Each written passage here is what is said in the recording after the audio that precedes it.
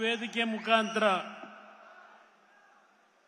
ನನ್ನ ಮತ್ತು ಯಡಿಯೂರಪ್ಪನವರ ಮಧ್ಯೆ ಮತ್ತೇನೋ ಒಂದು ಬಿರುಕುಂಟು ಮಾಡಬೇಕು ಅಂತ ಹೇಳಿ ಕಳೆದ ವಿಧಾನಸಭೆ ಚುನಾವಣೆ 2018ರಲ್ಲಿ ನನ್ನ ಮೇಲೆ ಒತ್ತಡ ತಂದು ದೇವೇಗೌಡರನ್ನ ಮನವೊಲಿಸಿ ಮುಖ್ಯಮಂತ್ರಿ ಮಾಡಿದಂತ ಸಂದರ್ಭ. ನಾವು 39 ಸ್ಥಾನ ಗೆದ್ದಿದ್ವು, ಕಾಂಗ್ರೆಸ್ 78-79 ಸ್ಥಾನ ಗೆದ್ದಿದ್ರು. ಯಡಿಯೂರಪ್ಪನವರ ನಾಯಕತ್ವದಲ್ಲಿ 105 ಸ್ಥಾನಗಳನ್ನ ಗೆದ್ದಿದ್ರು. ಹೌದು, ಯಡಿಯೂರಪ್ಪನವರು ಮಾತನಾಡಿದ್ದಾರೆ ವಿಧಾನಸಭೆ ಕಲಾಪದಲ್ಲಿ. ಶ್ರಮಪಟ್ಟು 105 ಸ್ಥಾನಗಳನ್ನ ಬಿಜೆಪಿ ಪಕ್ಷಕ್ಕೆ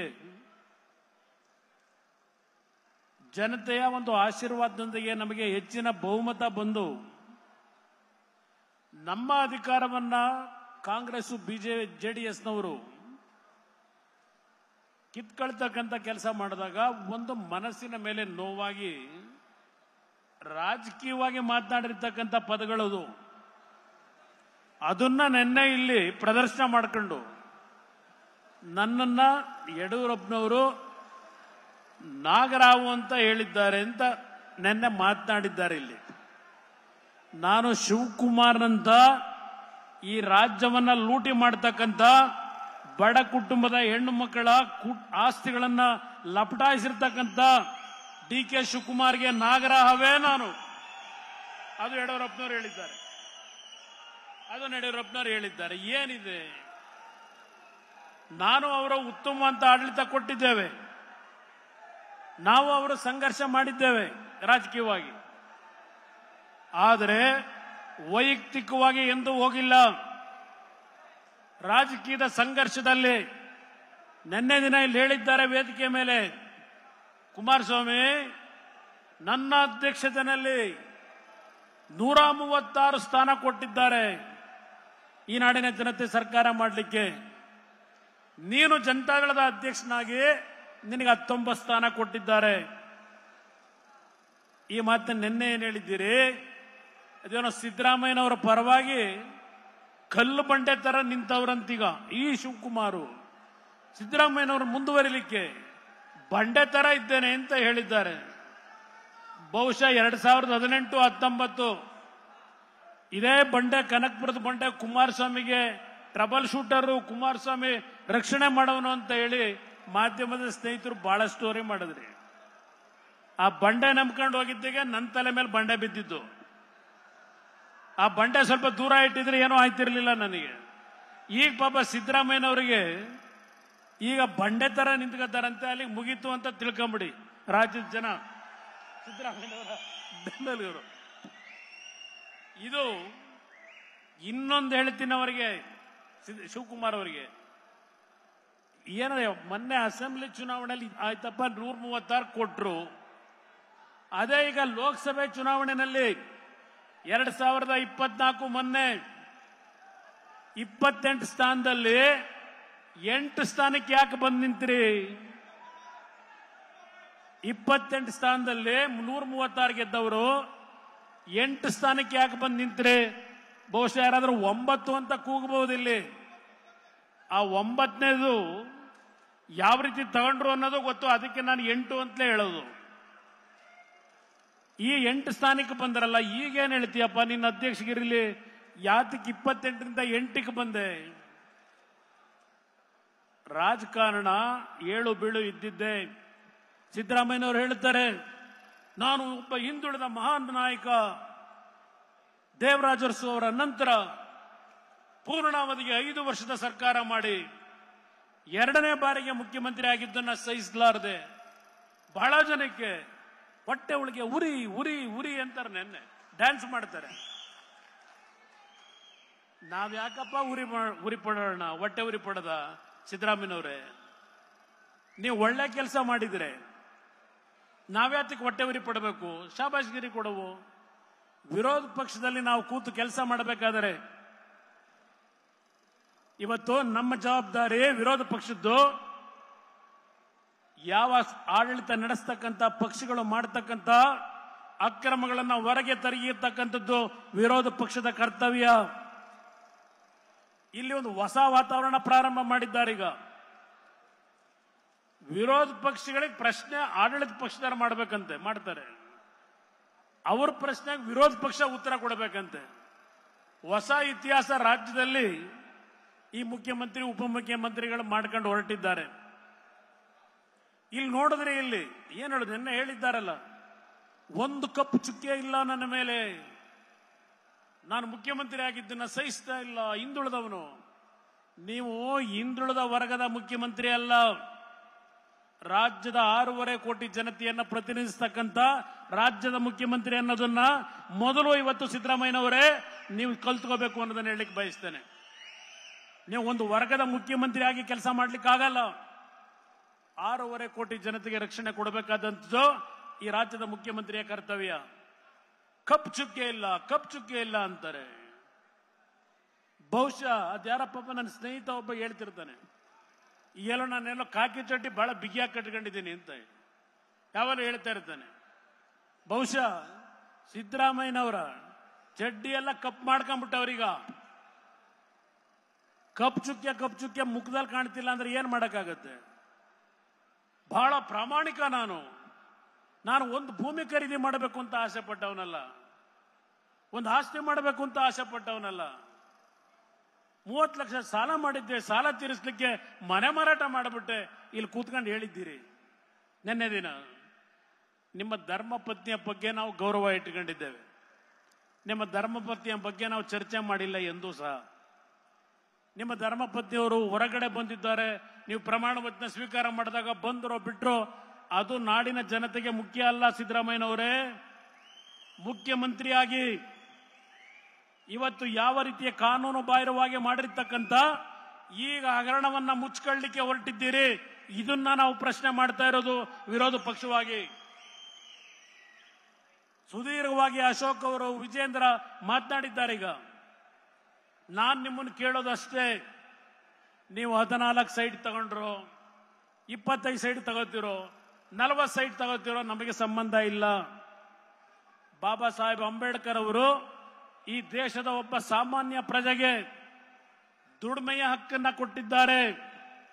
ದುಡಿಮೆಯ ಹಕ್ಕನ್ನ ಕೊಟ್ಟಿರ್ತಕ್ಕಂಥದ್ದಷ್ಟೇ ಅಲ್ಲ, ಯಾವುದೇ ಒಬ್ಬ ಸಾಮಾನ್ಯ ನಾಗರಿಕ ದುಡಿಮೆಯ ಮೇಲೆ ಶ್ರಮಪಟ್ಟು ಕಾನೂನು ವ್ಯಾಪ್ತಿಯಲ್ಲಿ ಯಾವ ಆಸ್ತಿಯನ್ನು ಗಳಿಕೆ ಮಾಡಲಿಕ್ಕೆ ಈ ಸಂವಿಧಾನದಲ್ಲಿ ಪ್ರತಿ ದೇಶದ ಜನತೆಗೆ ಇವತ್ತು ಅಧಿಕಾರ ಇದೆ. ನಾವು ಆ ಅಧಿಕಾರವನ್ನ ಪ್ರಶ್ನೆ ಮಾಡ್ತಾ ಇಲ್ಲ. ಅದು ದಲಿತರ ಭೂಮಿನೋ ಇನ್ಯಾವ ಭೂಮಿನೋ ಅದೋ ಒಂದು ಕಡೆ ಇಟ್ಟುಬಿಡಿ. ನೆನ್ನೆ ಇಲ್ಲಿ ಹೇಳಿದ್ದೀರಿ ಭಾಷಣ ಮಾಡ್ತಾ, ಆ ಭೂಮಿ ಯಾರ್ದು? ಭೂಮಿ ನೆನ್ನೆ ಪಾಪ ಶಿವಕುಮಾರ್ ಇಲ್ಲಿ ಮಾತನಾಡಿದ್ದಾರೆ, ಬಹಳ ಕಾನೂನುಬದ್ಧವಾಗಿ ಮಾತನಾಡಿದ್ದಾರೆ ಶಿವಕುಮಾರ್. ಅವರೇ ಸರ್ಟಿಫಿಕೇಟ್ ಕೊಡಬೇಕಿಲ್ಲಿ. ಏನ್ ಹೇಳಿದ್ದಾರೆ? ಅಯ್ಯೋ ಪಾಪ ನಮ್ಮ ತಾಯಿ ಮುಖ್ಯಮಂತ್ರಿಗಳ ಧರ್ಮಪತ್ನಿಗೆ ಅವರ ಅಣ್ಣ ಅರಿಶಿನ ಕುಂಕುಮಕ್ಕೆ ಅಂತ ಹೇಳಿ 3 ಎಕರೆ ಜಮೀನ ದಾನ ಮಾಡಿರೋದು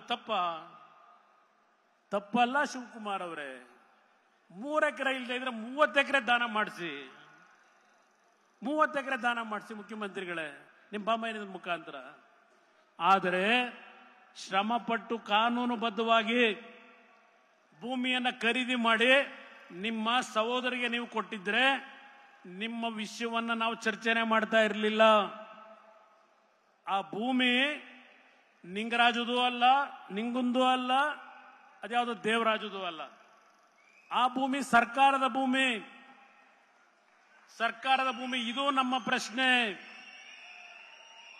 1997, 98, 2000ನೇ ಇಸ್ವಿನಲ್ಲಿ ನಿವೇಶನಗಳನ್ನ ಮಾಡಿ ಆ ನಿವೇಶನಗಳನ್ನ ಈಗಾಗಲೇ ಹಂಚಾಗೋಗಿತ್ತು. ನಿವೇಶನಗಳನ್ನ ಕೊಟ್ಟಿರ್ತಕ್ಕಂಥ CITBಯ ಜಾಗವನ್ನ, ಮೂಡ ಜಾಗವನ್ನ ನಿಮ್ಮ ಬಾಮೈದ ಯಾವ ರೀತಿ ಖರೀದಿ ಮಾಡ್ಲಿಕ್ಕೆ ಸಾಧ್ಯ? ಸೈಟ್ಗಳಾಗೋಗಿದೆ. ಖರೀದಿ ಯಾವ ರೀತಿ ಮಾಡಿದ್ದೀರಿ? ಅಗ್ರಿಕಲ್ಚರ್ ಲ್ಯಾಂಡ್ ಹೊಂದಿದ್ದೀರಿ, ಅದನ್ನ ಮತ್ತೆ ಅಲಿನೇಷನ್ ಮಾಡಿಸ್ಕೊಂಡಿದ್ದೀರಿ. DCKನಲ್ಲಿ ಅಲಿನೇಷನ್ ಮಾಡಬೇಕಾದ್ರೆ DC ಸ್ಥಳ ಪರಿಶೀಲನೆ ಮಾಡಿದ್ರೋ ಇಲ್ವೋ? ಮಾಡದೆ ಯಾವ ರೀತಿ ಕೊಟ್ರು? ಕೊಡ್ಲಿಕ್ಕೆ ಕಾರಣ ಯಾರು?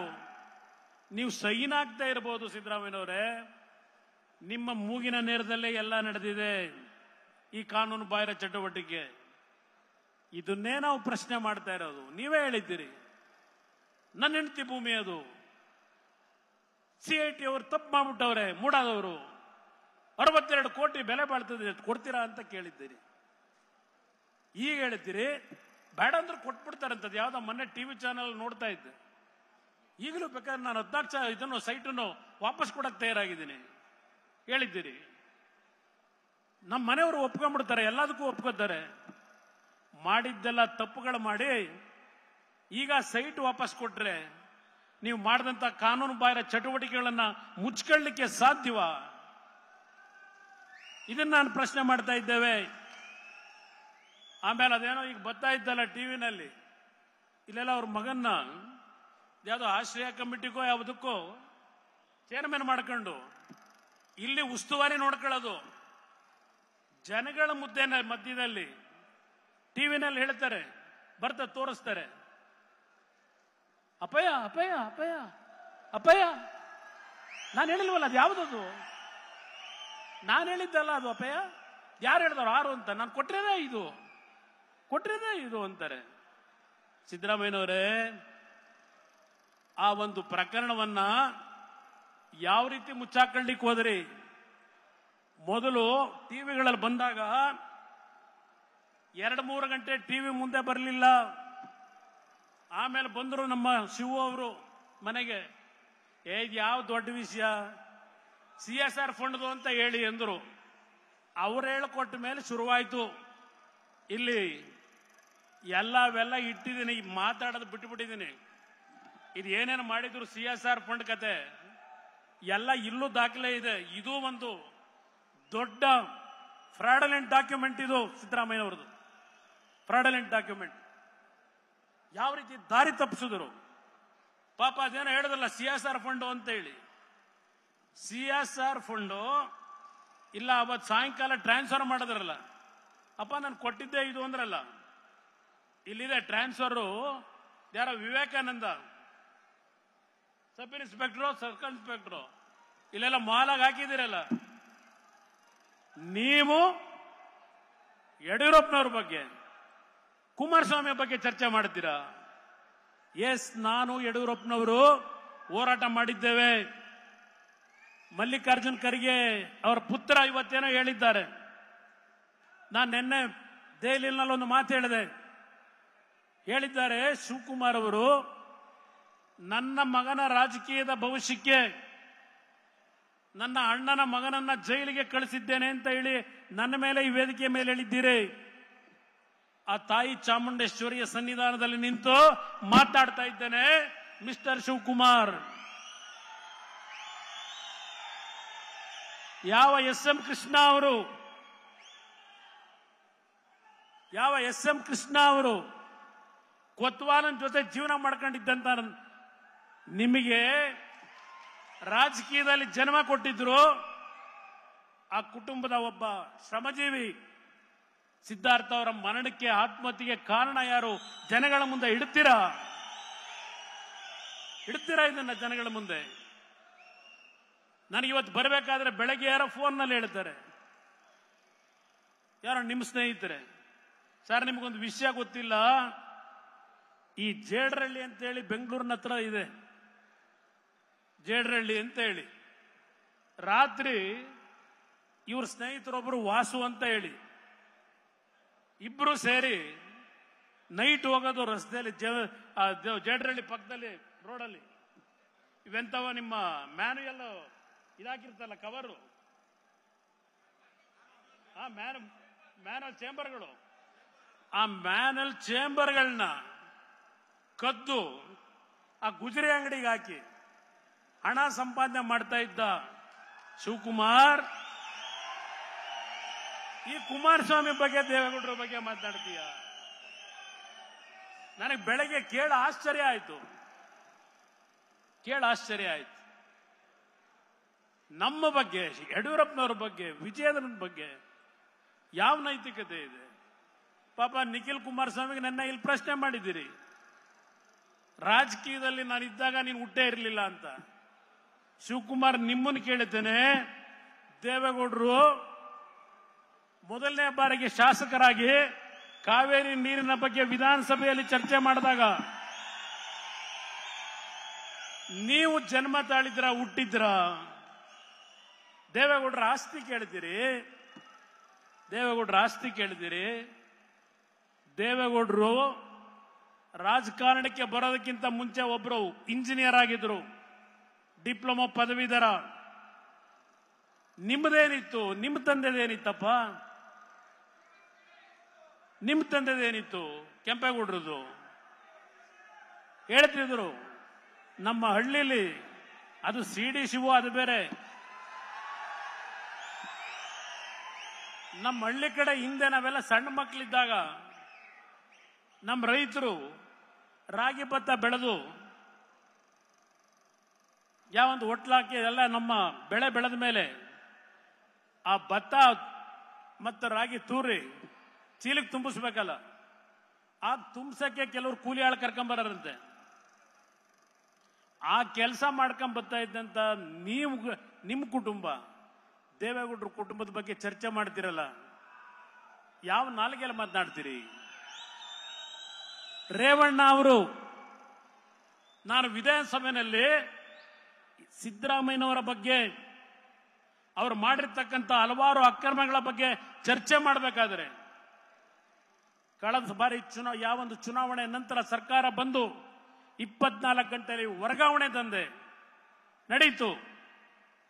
ಆ ವಿಷಯ ಚರ್ಚೆ ಮಾಡಬೇಕಾದ್ರೆ ನನ್ನ ಸಹೋದರ ರೇವಣ್ಣ, ಅಯ್ಯೋ ಅಯ್ಯೋ ಅಯ್ಯೋ, ನಾನು ಸಿದ್ದರಾಮಯ್ಯನವರು ಭ್ರಷ್ಟಾಚಾರ ಮಾಡೋದ್ರೆ ನಂಬಲ್ಲ, ಅಯ್ಯೋ ಸಿದ್ದರಾಮಯ್ಯನವರು ಅಂತ ಹೇಳಿದಂತ ನಿಮ್ಮ ಸ್ನೇಹಿತ ರೇವಣ್ಣನ ಕುಟುಂಬ ಇವತ್ತು ಆ ಇಬ್ಬರು ಮಕ್ಕಳನ್ನ ಜೈಲಿಗೆ ಕಳಿಸಿದ್ದೀರಿ. ಅವನನ್ನು ಮದುವೆ ಆಗಿರ್ತಕ್ಕಂಥ ಅವನ ಹೆಂಡತಿನ ಬೇಲ್ ತಗೊಂಡ್ರೆ ಅವ್ರ ಮೇಲೆ ಯಾವ ಕೇಸ್ ಇಲ್ಲ, ರೇವಣ್ಣನ ಮೇಲೆ ಕೇಸ್ ಇಲ್ಲ, ಸೃಷ್ಟಿ ಮಾಡ್ತೀರಿ ಕೇಸ್ನ. ಆ ಹೆಣ್ಣು ಮಗಳು ಇಲ್ಲಿ ಹೈಕೋರ್ಟ್ ಅಲ್ಲಿ ಜಾಮೀನು ಕೊಟ್ರೆ ಸುಪ್ರೀಂ ಕೋರ್ಟ್ಗೆ ಹೋಗಿ ಕಪಿಲ್ ಸಿಬ್ಬಲ್ ಅಂತ ಲಾಯರ್ ನಿಟ್ಟು 25 ಲಕ್ಷ 30 ಲಕ್ಷ ಆ ಲಾಯರ್ಗೆ ಫೀಸ್ ಕೊಟ್ಟು ಆ ಹೆಣ್ಣು ಮಗಳನ್ನ ಜೈಲಿಗೆ ಕಳಿಸಬೇಕು ಅಂತ ಹೇಳಿ ಹೊರಟಂತ ಶಿವಕುಮಾರ್ ನನ್ನನ್ನ ಪ್ರಶ್ನೆ ಮಾಡ್ತೀರಾ? ನಾನು ಮಾಡಿದ್ದೇವೆ ಅಂತ ಹೇಳಿ ರೇವಣ್ಣನ ಮಕ್ಕಳನ್ನ ನನ್ನ ಮೇಲೆ ಇಲ್ಲಿ ಕೂತ್ಕೊಂಡು ಹೇಳ್ತೀರಾ? ನನ್ನ ಮಗನ ಬೆಳೆಸಲಿಕ್ಕೆ ಅವ್ರನ್ನ ಜೈಲಿಗೆ ಕಳಿಸಿದ್ದೀನಿ ಅಂತ ಹೇಳಿ. ಇದನ್ನ ಇವತ್ತು ಈ ನಾಡಿನ ಜನ ನಂಬೇಕಾ? ಇಂಥ ಕುತಂತ್ರಿಗಳನ್ನ, ಇಂಥ ಮನೆ ಆಳ್ರನ್ನ ನಂಬ್ತೀರಾ? ಈ ನಾಡಿನ ಜನ ನಂಬ್ತೀರಾ? ನಾನು ಸಿದ್ದರಾಮಯ್ಯನವ್ರಿಗೆ ಕೇಳ್ತೇನೆ, 25-30 ವರ್ಷಗಳ ಕಾಲ ಪಾಪ ವಿಧಾನಸಭೆಯಲ್ಲಿ ಹೇಳಿದ್ದೀರಿ, ನಾನು ಹೇಳಿದೆ ವಿಧಾನಸಭೆಯಲ್ಲಿ 2013 ಸಿದ್ದರಾಮಯ್ಯನವರೇ, ಯಡಿಯೂರಪ್ಪನವ್ರ ಫೋಟೋ ಇಟ್ಕೊಂಡು ಪೂಜೆ ಮಾಡಬೇಕು ನೀವು ಕಾಂಗ್ರೆಸ್ನವರು. ನನ್ನ ಮತ್ತು ಅವರ ನಡುವೆ ನಡೆದಂತ ಒಂದು ಅವತ್ತಿನ ವಿರೋಧ ಪಕ್ಷ ಆಡಳಿತ ಪಕ್ಷವಾಗಿ ನಮ್ಮಿಬ್ಬರ ಹೋರಾಟದ ಫಲ 2013ರಲ್ಲಿ ಅಧಿಕಾರಕ್ಕೆ ಕಾಂಗ್ರೆಸ್ ಬಂದಿದ್ದು. ಸಿದ್ದರಾಮಯ್ಯನವರೇ, ನಿಮ್ ಮುಖ ನೋಡಿ, ಶಿವಕುಮಾರ್ ಮುಖ ನೋಡಿ ಜನ ಓಟ್ ಕೊಟ್ಟಿದ್ದಲ್ಲ, ನಮ್ಮಿಬ್ಬರ ನಡುವೆ ಆದಂತ ಸಂಘರ್ಷ. ಯಡಿಯೂರಪ್ಪನವರು ಅವರ ಒಂದು ಹೋರಾಟದಲ್ಲಿ ವೋಟ್ ಡಿವೈಡ್ ಆಗಿ ಬಿಜೆಪಿ ಜೆಡಿಎಸ್ನ ಕೆಜೆಪಿ ಅಂತಕ್ಕಂಥ ಒಂದು ಪಕ್ಷಗಳಿಂದ ವೋಟ್ ಡಿವೈಡ್ ಆಗಿದ್ರಿಂದ 13ರಲ್ಲಿ ಮುಖ್ಯಮಂತ್ರಿ ಆದ್ರಿ. ಮುಖ್ಯಮಂತ್ರಿ ಆಗಿ ನೀವು ಪ್ರಾರಂಭ ಮಾಡಿದ್ದು ಮೊದಲನೇ, ನಾನು ಯಾವ ದ್ವೇಷದ ರಾಜಕೀಯ ಮಾಡಿಲ್ಲ, ನಾನು ಬಹಳ ಅತ್ಯಂತ ಸ್ವಚ್ಛಾರಿತವಾಗಿ ಮಾಡಿದ್ದೇನೆ.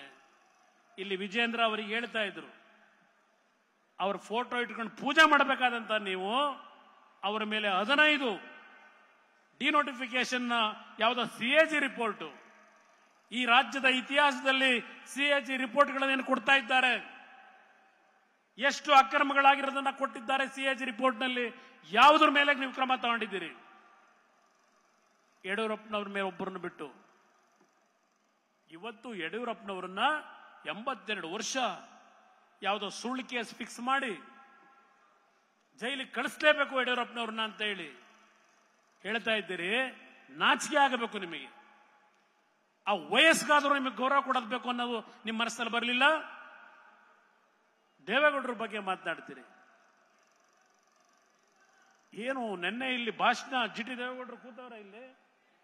ಜಿ ಟಿ ದೇವೇಗೌಡರು 1984 ನಾನು ಮೊದಲನೇ ಚುನಾವಣೆ ಜನಗಳ ಆಯ್ಕೆ ಮಾಡಿ ಕಳಿಸಿದ್ರು ನನ್ನ.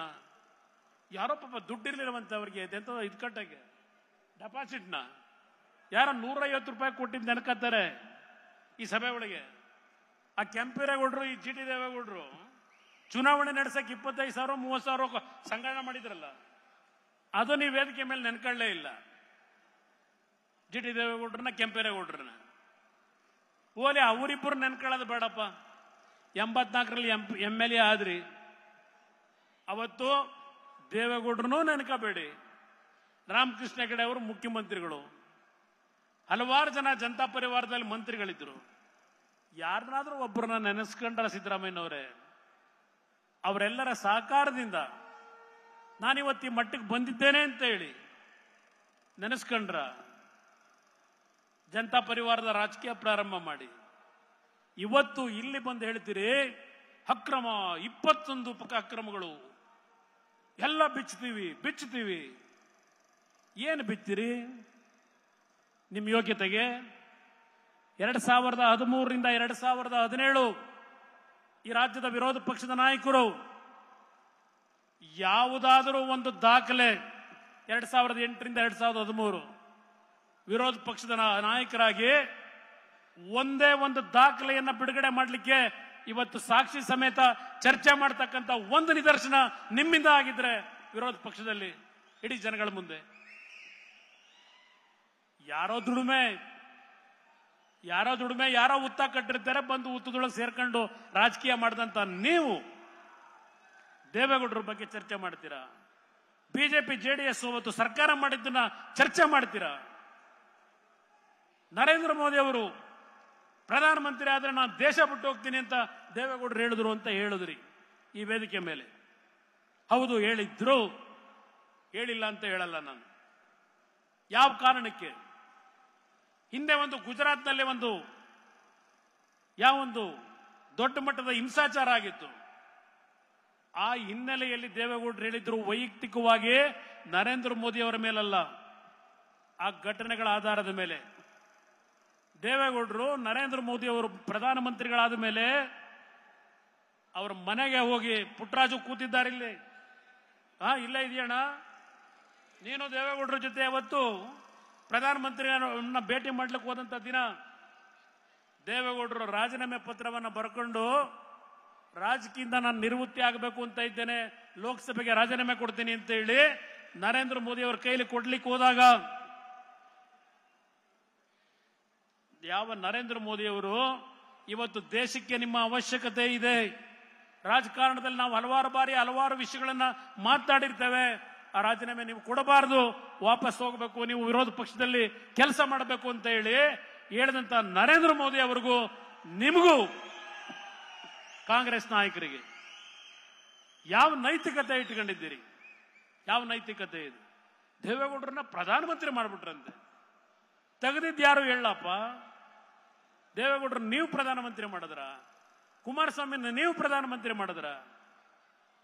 ಮುಖ್ಯಮಂತ್ರಿ ಮಾಡಿದ್ರ? ಅದೇ ಕುಮಾರಸ್ವಾಮಿನ ಮುಖ್ಯಮಂತ್ರಿ ಮಾಡಿದ್ದು ಸನ್ಮಾನ್ಯ ಯಡಿಯೂರಪ್ಪನವರು ಬಿಜೆಪಿ ಅನ್ನೋದನ್ನ ಘಂಟಾಘೋಷವಾಗಿ ಇಲ್ಲಿ ಹೇಳ್ತೇನೆ. ಅವತ್ತು ಆ ತೀರ್ಮಾನ ಹೃದಯದಿಂದ ತೀರ್ಮಾನ ಮಾಡಿದಂಥದ್ದು ಯಡಿಯೂರಪ್ಪನವರು, ಬಿಜೆಪಿಯ ನಮ್ಮ ಹಿರಿಯ ನಾಯಕರುಗಳು. ದೆಹಲಿ ನಾಯಕರು ಅವತ್ತು ಬಂದಿರಲಿಲ್ಲ. ಯಡಿಯೂರಪ್ಪನವರು ನಾವು ಇಬ್ಬರೇ ಕೂತು ಚರ್ಚೆ ಮಾಡಿದ್ವು ಸರ್ಕಾರ. ಧರ್ಮಸಿಂಗ್ರೆ ತೆಗೆದುಬಿಟ್ರು ಅಂತೀರಿ. ಯಾತಿಗೆ ತೆಗೆದ್ರು? ನಿಮ್ಮಂತ ನಾಯಕತ್ವವನ್ನ ಜನತಾದಳದ ಕಾರ್ಯಕರ್ತರು ಈ ಸಿದ್ದರಾಮಯ್ಯನವರು ಕೊಟ್ಟಿದ್ದೇನಿದೆ, ಮುಖ್ಯಮಂತ್ರಿ ಆಗಬೇಕು ಅಂತಕ್ಕಂಥ ಹಂಬಲದಲ್ಲಿ ಅವತ್ತು ಜನತಾದಳ ಮುಗಿಸ್ಲಿಕ್ಕೆ ನೀವು ಹೊರಟ್ರಿ.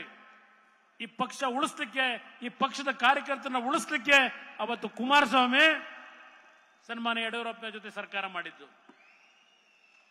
ಇವತ್ತು ಹೇಳ್ತೇನೆ, ಚಾಮುಂಡೇಶ್ವರಿಯ ಸನ್ನಿಧಾನದಿಂದ ನಾನು ಯಡಿಯೂರಪ್ಪನವ್ರಿಗೆ ಅಧಿಕಾರ ಹಸ್ತಾಂತರ ಮಾಡಬೇಕು ಅಂತ ಇದ್ದವನು. ಇವತ್ತು ನಾನಿನ್ನೂ ರಾಜಕೀಯದಲ್ಲಿ ಬದುಕಿದ್ರೆ ಹಲವಾರು ಏಳು ಬೀಳುಗಳ ನಡುವೆ ಆ ತಾಯಿ ಮುಂದೆ ನಿಂತ್ಕೊಂಡು ಹೇಳ್ತಾ ಇದ್ದೇನೆ, ಆ ಸರ್ಕಾರದಲ್ಲಿ 20 ತಿಂಗಳವರೆಗೆ ನಾನು ಮುಂದುವರಿಯಲಿಕ್ಕೆ ಅವಕಾಶ ಕೊಡಬೇಕು ಅಂತ ಇದ್ದವನು. ನಾನು ಮಾಡದೇ ಇರೋ ತಪ್ಪಿಗೆ 15 ವರ್ಷ ನಾನು ಶಿಕ್ಷೆ ಅನುಭವಿಸಿದ್ದೇನೆ. ತಾಯಿ ಚಾಮುಂಡೇಶ್ವರಿ, ನಾನು ಈ ಮಾತನ್ನ ತಪ್ಪು ಹೇಳ್ತಾ ಇದ್ದೇನೆ, ಸುಳ್ಳು ಹೇಳ್ತಾನೆ ಇದ್ದೇನೆ ಅಂದ್ರೆ ಆ ತಾಯಿಗೆ ಬಿಡ್ತೇನೆ ತೀರ್ಮಾನ. ಆ ತಾಯಿ ನನ್ನ ಮೇಲೆ ತೀರ್ಮಾನಕ್ಕೆ ಬರಬೇಕು. ಇವತ್ತು ಪೂರ್ಣ ಮನಸ್ಸಿನಿಂದ ಬಿಜೆಪಿ ಮತ್ತು ಜೆಡಿಎಸ್ ಪಕ್ಷಗಳು ಒಂದಾಗಿರೋದು ಯಾವ 2019 ಫೆಬ್ರವರಿ ತಿಂಗಳು, ಮಾರ್ಚ್ ತಿಂಗಳಲ್ಲಿ ನರೇಂದ್ರ ಮೋದಿ ಅವರು ನನ್ನನ್ನ ಕೂರಿಸಿ ಕರೆಸಿ 1.5 ಗಂಟೆ ನನಗೆ ಬುದ್ಧಿ ಹೇಳಿದ್ರು. ನೀ ಇಂಥ ಒಳ್ಳೆ ಕೆಲಸಗಳನ್ನ ಮಾಡಿದ್ರು ಈ ಕಾಂಗ್ರೆಸ್ನ ಸವಾಸದಲ್ಲೇ ನಿನಗೆ ಒಳ್ಳೆ ಹೆಸರು ಬರ್ತಿಲ್ಲ. ಬೆಳಗ್ಗೆ ರಾಜೀನಾಮೆ ಕೊಡು, ಸಾಯಂಕಾಲ ಹೊಸದಾಗಿ ಮುಖ್ಯಮಂತ್ರಿಯಾಗಿ ತೀರ್ಮಾನ ತಗೋ. ಇದನ್ನ ಹೇಳಿದಂತವರು ನರೇಂದ್ರ ಮೋದಿ ಅವರು. ನೀವೇನು ಮಾಡಿದ್ರಿ ಸಿದ್ದರಾಮಯ್ಯನವರೇ? ನೀವೇನು ಮಾಡಿದ್ರಿ? ಹೆಜ್ಜೆ ಹೆಜ್ಜೆಗೂ ಕೊಡಬಾರದು ಹಿಂಸೆ ಕೊಟ್ರಿ, ಕೊಡಬಾರದು ಹಿಂಸೆ ಕೊಟ್ರಿ. ನಾನು ಮತ್ತೆ ಯಡಿಯೂರಪ್ಪನವ್ರು ಮುಖ್ಯಮಂತ್ರಿಗಳಾದ್ರು ನಮ್ಮ ಸರ್ಕಾರ ತೆಗೆದು ಹೇಳ್ತಾರೆ, ಸರ್ಕಾರ ತೆಗೆದರ ಜೊತೆ ಕುಮಾರಸ್ವಾಮಿ ಹೋಗಿ ಸೇರ್ಕೊಂಡ್ಬಿಟ್ಟವನೇ ಅಂತ ಹೇಳಿ. ನಾನು ಅವರು ಯಡಿಯೂರಪ್ಪನವರು ಮುಖ್ಯಮಂತ್ರಿಗಳಾದಾಗ ಅಸೂಯೆ ಪಡಲಿಲ್ಲ. ವಿಧಾನಸಭೆಯ ಕಲಾಪದಲ್ಲಿ ನಾನು ಅವತ್ತೇನು ಚರ್ಚೆ ಮಾಡಿದೆ, ಯಡಿಯೂರಪ್ಪನವರು ನನ್ನ ಸರ್ಕಾರ ತೆಗೆದು ಮುಖ್ಯಮಂತ್ರಿ ಆದ ಮೇಲೆ ಕಡತದಲ್ಲಿದೆ. ಪಾಪ ಶಿವಕುಮಾರ್ ಅದನ್ನೇ ಹೇಳಲಿಲ್ಲ. ಇಲ್ಲಿ ನಾನೇನು ಹೇಳಿದ್ದೆ ಅಂತ ಹೇಳಿ ಯಡಿಯೂರಪ್ಪನವ್ರಿಗೆ ಹೇಳಿದೆ, ಸರ್ ನೀವು ಮುಖ್ಯಮಂತ್ರಿ ಆಗಿದ್ದೀರಿ 4ನೇ ಬಾರಿ, ಕೊನೆಯ ಒಂದು ಕಾಲದಲ್ಲಿ ಮತ್ತೊಮ್ಮೆ ಏನು ಮುಖ್ಯಮಂತ್ರಿ ಆಗಿದ್ದೀರಿ, ನನ್ನ ಸಂಪೂರ್ಣ ಸಹಕಾರವನ್ನು ನಿಮಗೆ ನಮ್ಮ ಪಕ್ಷ ನಾವು ನೀಡುತ್ತೇವೆ, ಒಳ್ಳೆಯ ಆಡಳಿತವನ್ನ ಕೊಡಿ.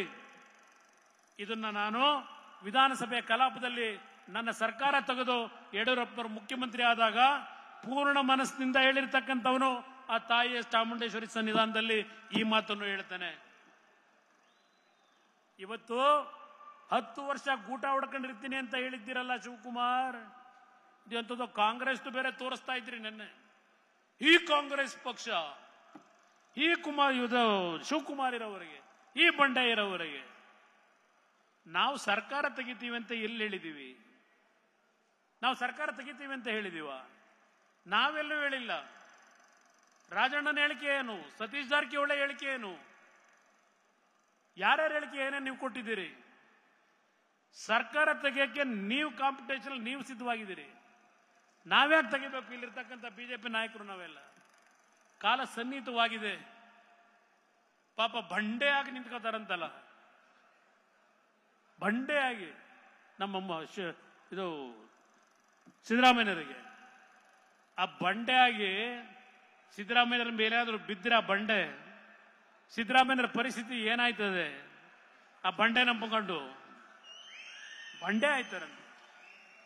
ಆಮೇಲೆ ನಾನು ಶಿವಕುಮಾರ್ಗೆ ಇನ್ನೊಂದು ಹೇಳ್ತೇನೆ, ಅದು ಎಂಥದೋ 50 ಡಿನೋಟಿಫಿಕೇಶನ್ ಮಾಡ್ಬಿಟ್ಟಿದ್ದೀನಿ ಅಂತ ನಾನು.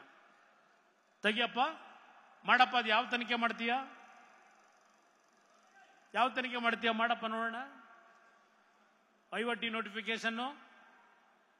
ಸುಳ್ಳು ಹೇಳೋದಕ್ಕೂ ಇತಿಮಿತಿ ಇರಲಿ. ನಿಮ್ಮ ಯೋಗ್ಯತೆಗೆ ಕಳೆದ ಚುನಾವಣೆಯಲ್ಲಿ ವಿಧಾನಸಭೆಗೆ ಬಿಜೆಪಿಯ ನಾಯಕರ ಮೇಲೆ ಇಷ್ಟೆಲ್ಲ ಅಪಾದನೆ ಮಾಡಿದ್ರಿ.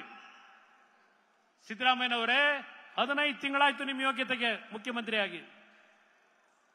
ಒಂದೇ ಒಂದು ನೀವೇನು ಜನಗಳ ಮುಂದೆ ಹೇಳ್ಕೊಂಡು ಹೋದ್ರಿ ಬಿಜೆಪಿಯ ವಿರುದ್ಧ, ಒಂದೇ ಒಂದು ಸಾಕ್ಷಿಯನ್ನ ಹುಡುಕಿ ಇವತ್ತು ಆ ಒಂದು ಅಕ್ರಮಗಳು ಅಂತಕ್ಕಂಥದನ್ನ ಸಾಬೀತು ಮಾಡಲಿಕ್ಕೆ ನಿಮಗೆ ಯೋಗ್ಯತೆ ಇಲ್ಲದೆ 15 ತಿಂಗಳ ಕಾಲ ಕಳೆದಿದ್ದೀರಿ. ಯಾರು ಕೆಲಸಕ್ಕೆ ಬಾರದೇ ಇರತಕ್ಕಂಥವ್ರು ಇದ್ದಾರೆ, ಚಮಚಾಗಿರಿ ಮಾಡ್ಕೊಂಡಿದ್ದಾರೆ. ಅಂತವ್ರ ಸದನ ಸಮಿತಿಗಳಂತ ಅದೆಂಥದ್ದು ಸಮಿತಿ, ಆ ಸಮಿತಿಗಳಿಂದ ಏನೋ ತನಿಖೆ ಮಾಡಿ ಈಗೇನೋ ತಂದುಬಿಡ್ತಾರಂತ ನಾಳೆ ಬೆಳಗ್ಗೆ. ಎಲ್ಲ ಜಂತಕಲ್ ಮೈನಿಂಗು, ಸಾಯಿ ವೆಂಕಟೇಶ್ವರ ನನ್ನ ಮೇಲೆ ಅಪಾದನೆ ಮಾಡಿದ್ದ ಇದೆ, ಕೋರ್ಟಲ್ಲಿದೆ.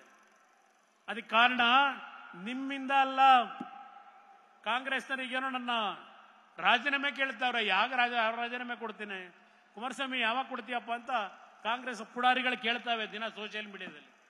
ಏನ್ ತಪ್ಪು ಮಾಡಿದೀನಿ ಅಂತ ರಾಜೀನಾಮೆ ಕೊಡ್ಲಪ್ಪ? ನಿಮ್ ತರ ಮೂಡಾದಲ್ಲಿ 14 ಸೈಟ್ ತಗೊಂಡಿದ್ದೀನಿ ಅಂತ ಇಲ್ಲ, ಹಲವಾರು ಕುಟುಂಬದ ಭೂಮಿ ಲಪಟಾಯಿಸಿ ಏನೇನು ಮಾಡಿದ್ದೀರಿ ನಿಮ್ಮ ಉಪಮುಖ್ಯಮಂತ್ರಿ, ಆ ಕೆಲಸ ಮಾಡಿದ್ದೀನಿ ಅಂತ ರಾಜೀನಾಮೆ ಕೊಡ್ಲ? ನನ್ನ ಯಡಿಯೂರಪ್ಪನವರ ನಡುವೆ ವಿರೋಧ ಪಕ್ಷ ಆಡಳಿತ ಪಕ್ಷವಾಗಿ ನಮ್ಮ ಸಂಘರ್ಷ ನಡೆದಾಗ ಎಸ್, ನನ್ನ ಮೇಲೂ 4 ಕೇಸ್ಗಳು ಇದೆ. ಹಾಗಂತ ಹೇಳಿ ನಾನು ಎದುರು ಕೂರ್ತಿಲ್ಲ. ಸಾಯಿ ವೆಂಕಟೇಶ್ವರ ಚರ್ಚ್ ಯಾವ ತನಿಖೆ ಬೇಕಾದ್ರೂ ಮಾಡ್ಕೊಳ್ಳಿ. ಜಂತ್ಕಲ್ಲು ನನ್ನ ಮೇಲೆ ಅಧಿಕಾರಿ ಏನೋ ಬರೆದು ಬಿಟ್ಟಿದ್ದ, ನನಗೆ ಗೊತ್ತಿಲ್ಲ, ನಾನ್ ಸೈನ್ ಹಾಕಿಲ್ಲ ಅಲ್ಲಿ. ನಾನು ಅಧಿಕಾರಿ ಯಾಕೆ ಆ ತರ ಬರದ ಅಂತ ಹುಡುಕೊಂಡು ಹೋದ್ರೆ ಅವನು ಯಾರೋ ಆ ಮೈನ್ನ ಬೇಕು ಅಂತ ಹೋದನು ಆ ಮೆಟೀರಿಯಲ್ ಎತ್ತಲಿಕ್ಕೆ, ಅವನ ಹತ್ರ 20 ಲಕ್ಷ ಚೆಕ್ಕಲ್ಲಿ ದುಡ್ಡು ತಗೊಂಡಿದ್ದು ಹುಡುಕದೆ ಕೋರ್ಟ್ ಮುಂದೆ ಇಟ್ಟಾಗ ನನ್ನ ಮೇಲೆ ಬರೆದಂತ ಅಧಿಕಾರಿ ಜೈಲಿಗೆ ಹೋದ. ಇದು ಕುಮಾರಸ್ವಾಮಿ ಮೇಲೆ ಶಿವಕುಮಾರ್ ನೀನ್ ಕಣ್ಣು ಹಾಕಿದ್ರೆ ಸರ್ವನಾಶ ಆಗ್ತಕ್ಕಂಥ ಕಾಲ ಬಹಳ ದೂರ ಇಲ್ಲ. ಆ ತಾಯಿ ಚಾಮುಂಡೇಶ್ವರಿ ತೆಗೀತಾ ಹೋದ್ರೆ ನಿಮ್ ಬಂಡವಾಳಗಳು ಎಲ್ಲಪ್ಪ. ಅರ್ಕಾವತಿ ತೆರೆದ ಪುಸ್ತಕ. ನೆನ್ನೆ ಇಲ್ಲಿ ಭಾಷಣ ನಮ್ಮ ಸಿದ್ದರಾಮಣ್ಣಂದು, ನನ್ನ ರಾಜಕೀಯ ಜೀವನ ತೆರೆದ ಪುಸ್ತಕ. ಸಿದ್ದರಾಮಣ್ಣ ಅವರೇ ತೆಗೀರಿ ನಿಮ್ಮ ಅರ್ಕಾವತಿದು ಕೆಂಪಣ್ಣಂದು ವರದಿ ಇದೆಯಲ್ಲ, ಏನ್ ಬಸವರಾಜಣ್ಣ ಕೆಂಪಣ್ಣಂದು ಇದೆಯಲ್ಲ ವರದಿ, ಒಂದು ವರದಿ ಪಾರ್ಟ್ 1 ಪಾರ್ಟ್ 2 ತೆಗೀರಪ್ಪ. ಇದನ್ನ ತೆರೀರಿ, ಬಾಗಿಲು ತೆರೆದ ಪುಸ್ತಕ, ನಂದು ತೆರೆದ ಪುಸ್ತಕ ರೀಡು ಇದೆಯಲ್ಲ. ನಿಮ್ಮ ಮಗನಿಗೆ ನಿಮ್ಮ ಅಧಿಕಾರ ದುರುಪಯೋಗ ಪಡಿಸ್ಕೊಂಡು ಅದೆಂತದೋ ಹಿಂದ್ ಕ್ಲಿನಿಕ್ಕೋ ಎಂತದೋ ಎಲ್ಲ ಬೆಂಗಳೂರಲ್ಲಿ ಕೊಟ್ಟವರಲ್ಲ, ಮಲ್ಲೇಶ್ವರದಲ್ಲೂ ಇರ್ಬೇಕೇನೋ ಹಿಂದ್ ಕ್ಲಿನಿಕ್ ಎಂತದೋ ಇದೆಯಲ್ಲ ಸರ್, ಅವ್ರ ಮಗಂದು ಲ್ಯಾಬು ಯಾವ ತರ ತಗೊಂಡಿದ್ದೀರಪ್ಪ? ಹೇಳ್ತಾ ಹೋದ್ರೆ ಪುಟ್ಗಟ್ಲೆ ಹೇಳಬಲ್ಲೆ. ಅದೆಂತದ ಪೊನ್ನಣ್ಣನ ಕೈಲಿ ಇವತ್ತಿನ ನೆನ್ನೆ ಒಂದು ಬುಕ್ಕು ಸಂಚು ಅಂತ ಹೇಳಿ ಬಿಡುಗಡೆ ಮಾಡಿಸೋರಂತೆ. ನಾನೇನ್ ಅನ್ಕೊಂಡೆ, ಪೊನ್ನಣ್ಣ ಬರೆದಿರೋದು ಹಿಂದೆ ರಾಮಕೃಷ್ಣ ಹೆಗಡೆ ಅವರ ಕಾಲದಲ್ಲಿ ನಮ್ಮ ಒಡೆಯನ ಸುಪ್ರದ ಪುಟ್ಸಾಮಗೌಡರು ಇದ್ರು, ನಮ್ಮ ಬಿ ಶಿವಪ್ಪನವರಿದ್ರು, ಇಬ್ರು ಕೈನಲ್ಲೂ ರಾಮಕೃಷ್ಣ ಹೆಗಡೆ ಅವರು ದೇವೇಗೌಡರ ಮೇಲೆ ಅದೇ ಎಂತದ ಈಗ ಬರ್ದವ್ರು ಅಲ್ಲೆಲ್ಲ ನಮ್ಮ ಮೈಸೂರು ಸರ್ಕಲ್ ಎಲ್ಲ ಹಾಕವ್ರಲ್ಲ, ದೇವೇಗೌಡರ ಕುಟುಂಬದಲ್ಲಿ ಇಷ್ಟು ಸೈಟು. ಆ ಒಂದು ಜಾಹೀರಾತನ್ನೂ ಸಹ ಸಿದ್ದರಾಮಯ್ಯನವರ ನಿಮ್ಮ ಯೋಗ್ಯತೆಗೆ ಬಿಜೆಪಿಯವ್ರ ಪ್ರಕಟಣೆ ಅಂತೇಳಿ ಬಿಜೆಪಿ ಪಕ್ಷದ ಹಿಂದೆ ಆಗಿದ್ದು ಅಂತ ಹೇಳಿ ಅದನ್ನ ಹಾಕೊಂಡು ಇಲ್ಲೆಲ್ಲ ಬೋರ್ಡ್ ಹಾಕೊಂಡಿದ್ದೀರಲ್ಲ. ಓಲಿ ನಿಮ್ಮ ಸ್ವಂತಿಕೆ ಅಂತಕ್ಕಂಥದ್ದು ಒಂದಾದ್ರೂ ಬೇಡವಾ ನಿಮಗೆ? ನಾನು ಆ ಒಂದು ಸಂದರ್ಭದಲ್ಲಿ ನಡೆದಿತ್ತಲ್ಲ ಸಂಚು, ಇವರಪ್ಪ ಆಗ ನಡೆಸಿದ್ದು ಸಂಚು ಪುಟ್ಸಾಮಗೌಡನ ಜೊತೆ ಸೇರಿ ಎ ಕೆ ಸುಬ್ಬಯ್ಯನವರು, ಆ ಸಂಚಿನ ಪುಸ್ತಕ ಏನಾದ್ರೂ ಬಿಡುಗಡೆ ಮಾಡ್ತಾರೇನೋ ಅನ್ಕೊಂಡಿದ್ದೆ ನಾನು. ಹೇಳ್ತಾ ಹೋದ್ರೆ 1 ಗಂಟೆ ಅಲ್ಲ 2 ಗಂಟೆ ಮಾತಾಡಬಲ್ಲೆ. ಸಿದ್ದರಾಮಯ್ಯನವರಿಗೆ ಒಂದು ಕೊನೆಯದಾಗಿ ಹೇಳ್ತೇನೆ, ಅಧಿಕಾರ ಯಾರಿಗೂ ಶಾಶ್ವತವಲ್ಲ. ಈ 1.5 ವರ್ಷದಲ್ಲಿ ಏನು ರಾಜ್ಯಕ್ಕೆ ಕೊಡುಗೆ ಕೊಟ್ಟಿದ್ದೀರಿ ನೀವು?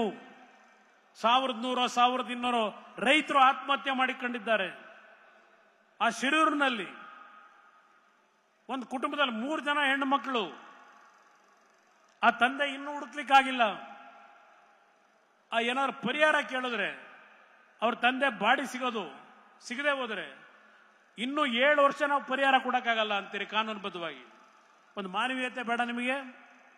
ಇವತ್ತು ಹಲವಾರು ಭಾಗದಲ್ಲಿ ಮತ್ತೆ ಪುನಃ ಗುಡ್ಡಗಳ ಕುಸಿತ, ಜಲಾವೃತವಾಗಿದೆ, ಬೆಳೆದಂತ ಬೆಳೆ ನಷ್ಟ ಆಗಿದೆ.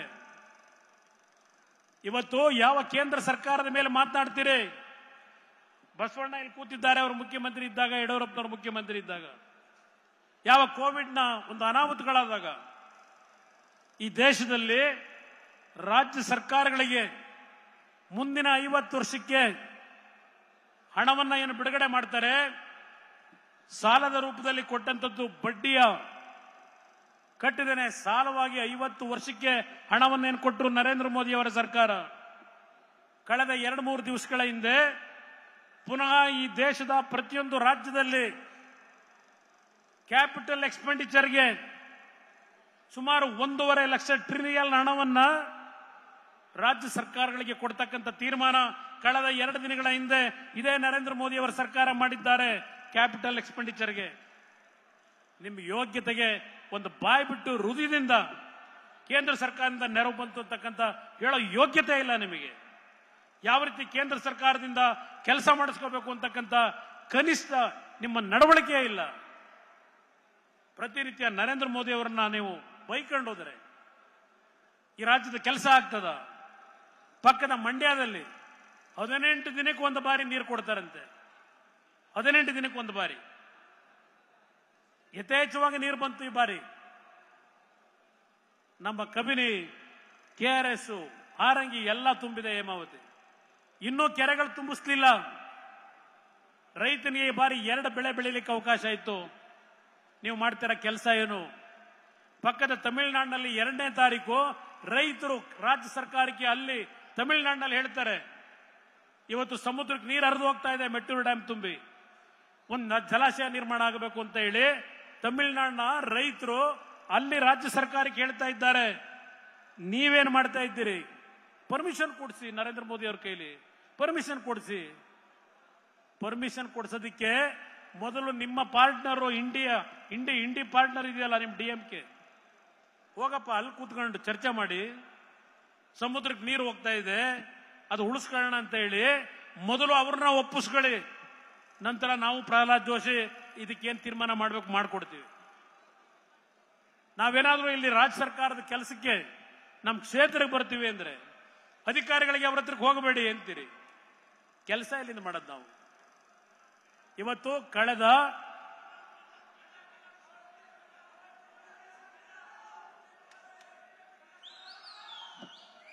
ಇಲ್ಲೇ ಇರ್ಲಣ್ಣ. ಅದಕ್ಕೋಸ್ಕರ ನಾವು ಈ ಒಂದು ವೇದಿಕೆ ಮುಖಾಂತರ ಕನ್ನಡ ನಾಡಿನ ಜನತೆಯಲ್ಲಿ ಕೈ ಜೋಡಿಸಿ ಮನವಿ ಮಾಡ್ತೇನೆ. ಯಾವುದೇ ಕಾರಣಕ್ಕೂ ಬಿಜೆಪಿ ಮತ್ತು JDS ಪಕ್ಷಗಳು ಇವತ್ತು ಒಂದಾಗಿ ಇಂಥ ಒಂದು ಭ್ರಷ್ಟ ಸರ್ಕಾರ, ಇಂಥ ಒಂದು ದರೋಡೆ ಸರ್ಕಾರವನ್ನ ತೆಗಿಬೇಕು ಅಂತಕ್ಕಂಥ ಒಂದು ಹೋರಾಟದಲ್ಲಿದ್ದೇವೆ. ಇದರಲ್ಲಿ ಯಾವ ಅಸೂಯೆಗಲ್ಲ.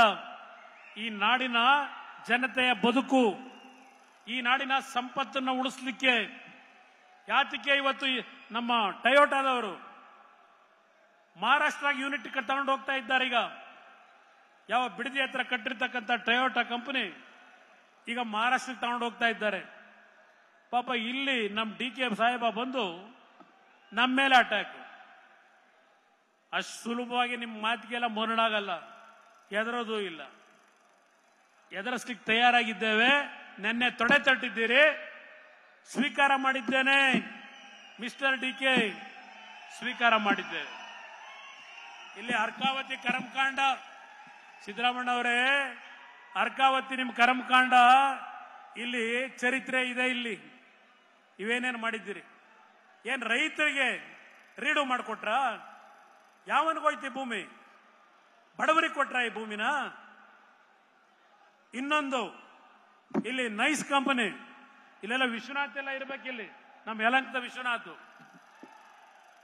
ನೈಸ್ ಕಂಪನಿ ಬೆಂಗಳೂರು ಮೈಸೂರು ರಸ್ತೆ ಮಾಡ್ತೀವಿ ಅಂತ ಹೇಳಿ ಲೂಟಿ ಹೊಡ್ಕೊಂಡು ಕೂತಿದ್ದಾರೆ ಶಿವಕುಮಾರ್ ಜೊತೆ ಸೇರಿ. ಸದನ ಸಮಿತಿ ರಿಪೋರ್ಟ್ ಜಯಚಂದ್ರ ಕೊಟ್ರು. ಎಷ್ಟು ವರ್ಷ ಆಯ್ತು? ಯಾತಕಪ್ಪ? ಬಡವರ ಪರವಾಗಿ ಕೆಲಸ ಮಾಡ ಮುಖ್ಯಮಂತ್ರಿ, ದಲಿತರ ಬಗ್ಗೆ ಕೆಲಸ ಮಾಡೋ ಮುಖ್ಯಮಂತ್ರಿ, ಈ ಒಂದು ನೈಸ್ ಸಂಸ್ಥೆ ಹೆಸರಿನಲ್ಲಿ ಹಲವಾರು ದಲಿತ ಕುಟುಂಬಗಳನ್ನ ಇವತ್ತು ರೈತರನ್ನ ಬೀದಿ ಪಾಲು ಮಾಡಿದ್ರು. ಎಲ್ಲೋಗಿದೆ ನಿಮ್ಮ ಧ್ವನಿ? ಎಲ್ಲೆಡಗೋಗಿದೆ ಸಿದ್ದರಾಮಯ್ಯನವರೇ? ಮಾಡಿ ಈ ಕೆಲಸ ಮೊದಲು ಸರಿ ಮಾಡಿ. ಕೋರ್ಟ್ ಆದೇಶಗಳಾಗಿದೆ, ಈ ಕೆಲಸ ಮಾಡಿ ಅಂತಕ್ಕಂಥದ್ದನ್ನು ಹೇಳಿ ಇವತ್ತು ಯಾವ ವಿಜಯೇಂದ್ರ ಅವರ ನೇತೃತ್ವದಲ್ಲಿ ಬಿಜೆಪಿ ಮತ್ತು JDSನ ಕಾರ್ಯಕರ್ತರು ಇಲ್ಲಿಯವರೆಗೆ ಚಲೋ ಕಾರ್ಯಕ್ರಮದಲ್ಲಿ ಬಂದಿದ್ದೀರಿ. ಇದಿಷ್ಟಕ್ಕೆ ನಿಲ್ತಕ್ಕಂಥದ್ದು ಯಾವುದೇ ಪ್ರಶ್ನೆ ಇಲ್ಲ. ಈ ಸರ್ಕಾರವನ್ನ ಸರಿದಾರಿಗೆ ಬರಬೇಕು ಅವರು, ಇಲ್ಲ ಈ ಸರ್ಕಾರವನ್ನ ಕಿತ್ತೊಗಿಬೇಕು.